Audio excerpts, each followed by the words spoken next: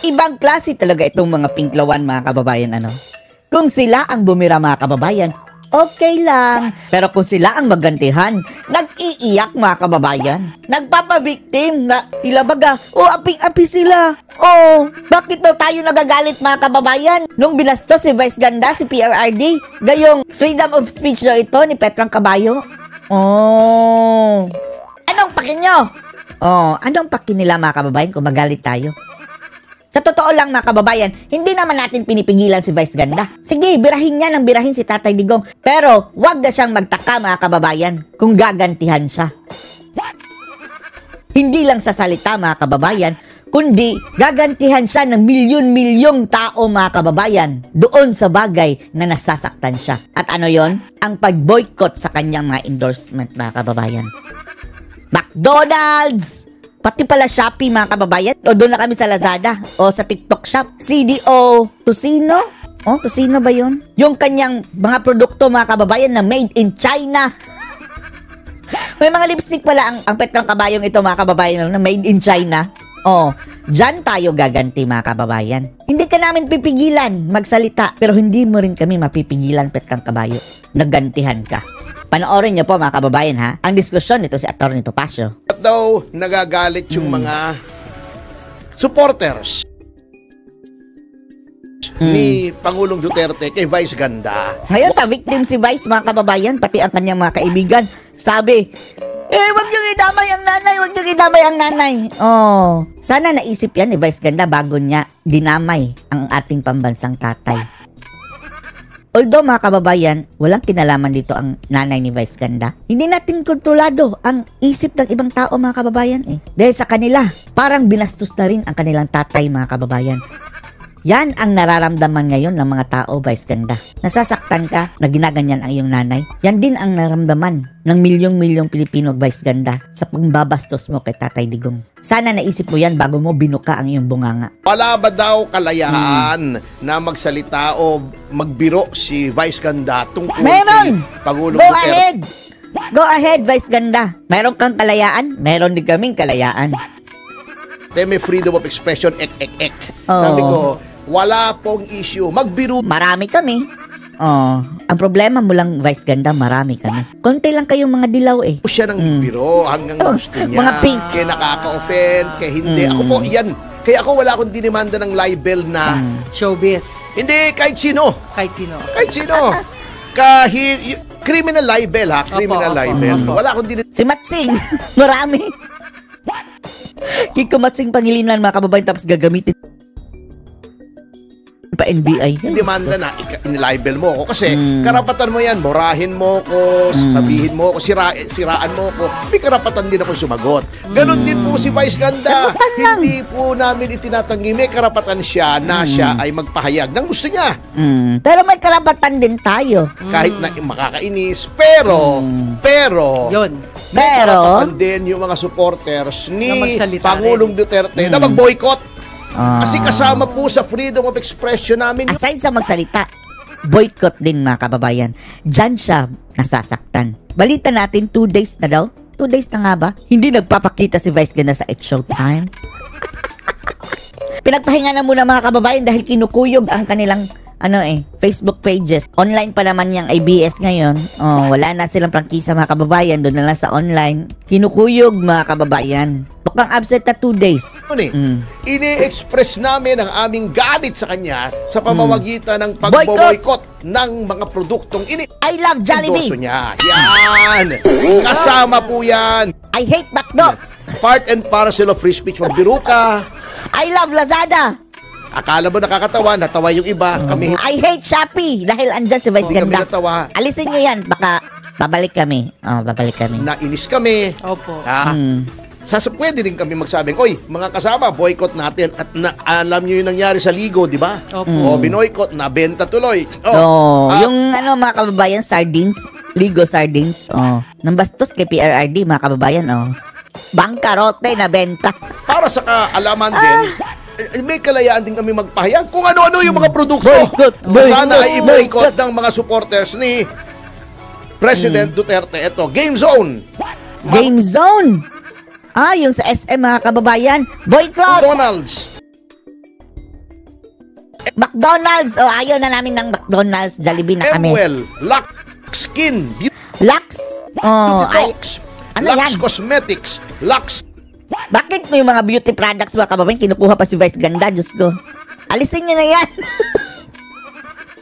Ayaw namin mahawak kay Vice Ganda ang itsura. Bakit yung kinukuha endorse niya yan ng mga beauty products? Wala yung beauty. Ini-impose nga niya sa kanyang sarili ang ganda mga kababayan dahil insecure yan. Lagi siguro yan nasasabi ang pangit dati. Kaya nung nabigyan ng tsansa, nilagyan ng ganda ang kanyang pangalan mga kababayan. Slim, Shopee Philippines, Shopee! Shopee! Ayaw na namin ng Shopee! Pipipi! Sa Lazada na kami. Sante Barley, Belo, Glutalipo. Oh, Belo! Ayaw na namin ng Lipo pala, sorry. Lipo ha? Nagpapalipo pala. Lipo. Pala si Vice Ganda mga kababayan sa Belo. Ayaw na rin namin magpalipo. Ivey, CDO Fantastic Tocino, Oh, ayaw na namin ng CDO Tocino. Baka karning kabayo UFC yan. Ketchup, Ayaw na namin UFC. Doon na kami sa Papa. Sarimax, Ferndi and Ferncy Vitamin Ay, Fernsey, ayaw na namin. Doon na kami sa Enervon. at Vice Cosmetics na gawa sa China. Pero Oh, pati yung, anak ko, Diyos ko. May mga beauty products pala sa mga kababayan, no? Vice Ganda na made in China. Sige, bili kayo dyan para magbukalin kayo kabayo. Para kayo sipit ng kabayo niyan. anti-China. Si Vice Ganda. Ayun. Anti-China! Vice Ganda, pero mga kababayan, yung mga produkto niya made in China. Boycott nyo na yan. Boycott nyo na yan, mga kababayan. Ang dami pang mga produktong iba. Ganyan, mga kababayan. Yan ang nararapat dun sa mga bastos. Akala niya siguro, no, na hindi personal sa atin yung pangbabastos niya kay Tatay Digong. Itong suporta natin kay Tatay Digong, mga kababayan, out na dito ang politics. No, it's not politics. Para sa amin, mga kababayan, para na itong tatay na talaga natin si Tatay Digong. Second tatay. Kaya nasasaktan siya na nadadamay ang kanyang nanay. Naisip niya sana yan, mga kababayan. Although, hindi tayo sumali sa pang-aatake dyan sa kanyang nanay. Pero yung ibang tao, mga kababayan, hindi mo mapigilan. Ngayon, iyakan, mga kababayan. Nagpasak lolo kay Pokwang para magpa-victim. As if sila na daw ang inargabyado. Tinitinda niya ay nasa gawa sa China. Galing sa China. China? Si Trump pa, mga kababayan, in China. In China? China, parang China.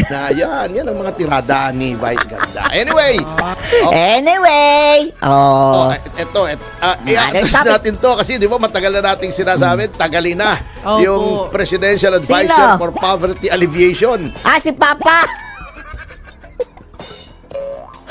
Ay, si Papa, makakahaka, Si Larry mga kababayan. Kasi hindi na naman na-alleviate ang poverty. Okay. Walang silbi. Wala talagang silbi si Gadon, mga kababayan, no? Wala rin ginagawa. Walang programa, mga kababayan, na nakita nating significant. Poverty lang yang na-alleviate niya. Siya lang daw.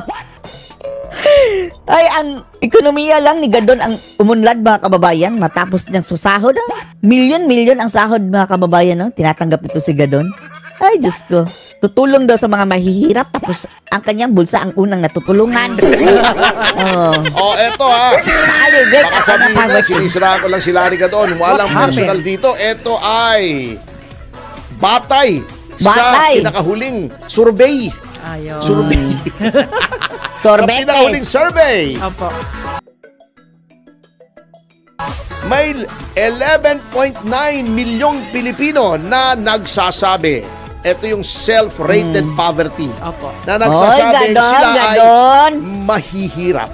Mga pundoy. Tumaas! Ano na yan, Gadon? Noong huling survey, noong Abril, 42% lamang ng mga Pilipino Ay, ang nagsasabing sila'y mga mahihirap. Ngayon, 45% na tumaas. Nadagdag mo. Sabi ni Gadon, haka-haka. Ano nangyari sa poverty? Ang daming tao sa mall. Ang daming tao sa Jollibee. Sabi niya, mga kababayan, natural.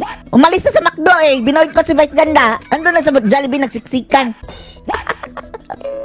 Ang dami daw sasakyan, traffic na daw, mga kababayan. Kasi, mga kababayan, ang pinupuntahan yung mga lakwatsahan ng mga mga kababayan mayayaman. Mga mall. pumunta ka sa mga laylayan, gadon, makita mo ang katotohanan. O, mas ka. Hindi na alleviate ang poverty. O, 'di ba, pagka ang isang puno ay nabubulok na yung bunga. Dapat Bulok pagtatasin. na ang bunga. Kasi walang silbi. Tama. Oh, anong silbi nung Presidential Advisor on Poverty Alleviation? Pareho sila mga bulok dyan, mga kababayan, sama-sama ng mga ginagawa. Oh, eto bulok. pa. Meron, yun nga, ang nangyari.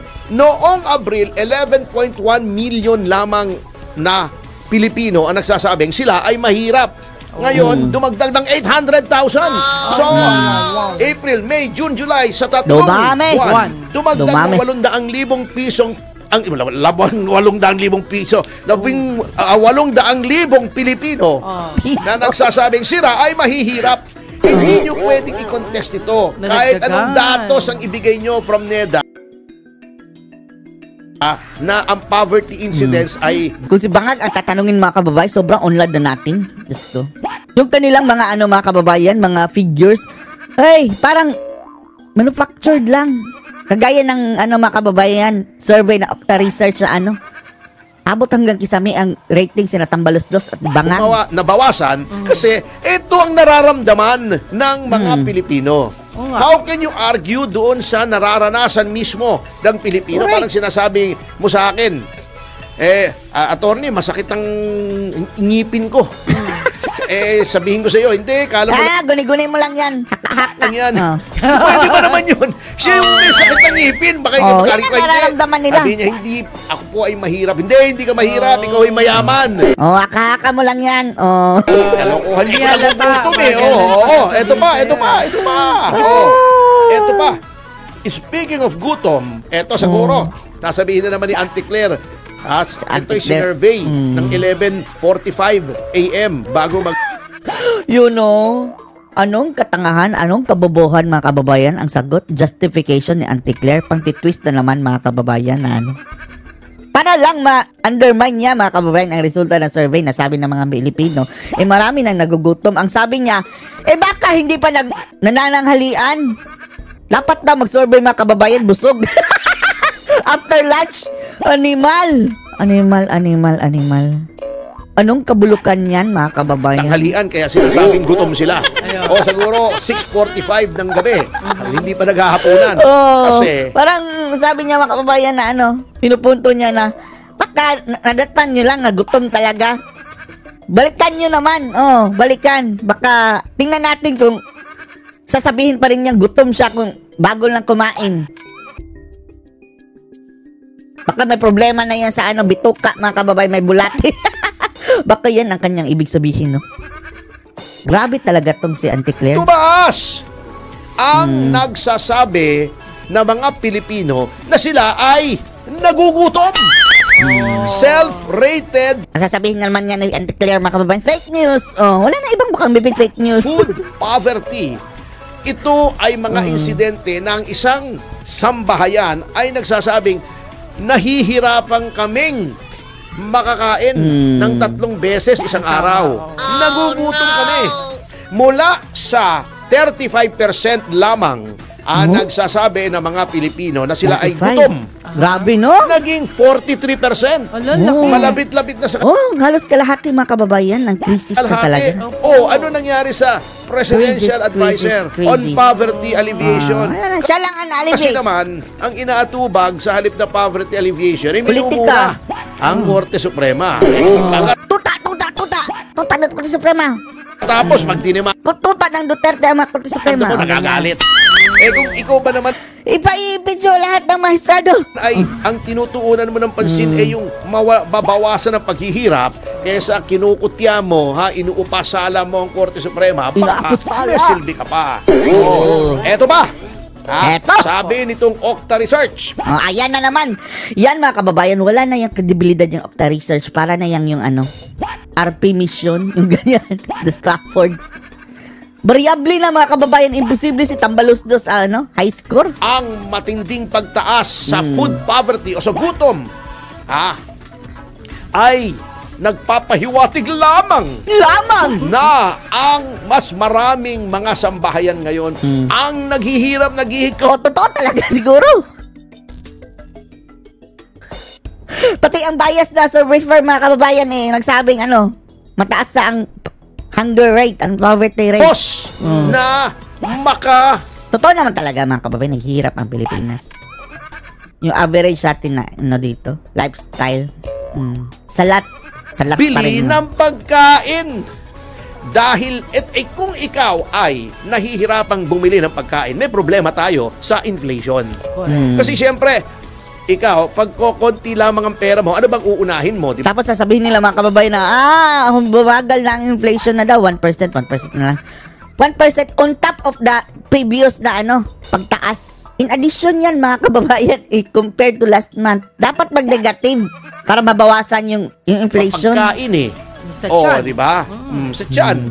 Kung yung iyong sinasahod na nung mga nasa poverty level ay hindi na sapat para kumain ng 3 beses, isang araw, ay malaki na problema mo.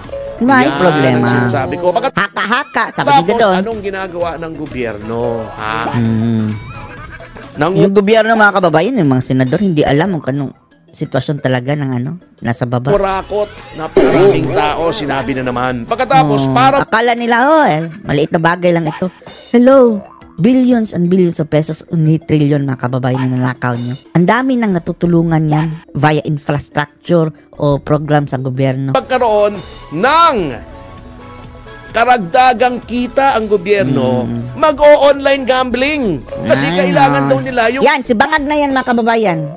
High blood tayo mga kababayan, makakarinig ng online gambling. Inalis daw nila ng Pogo mga kababayan, pero pinalit pala Pigo, na kung saan ang nagagambling mga kababayan ay mga Pilipino. Isang kabangagan. So anong masasabi nyo dito mga kababayan? Post your comments below.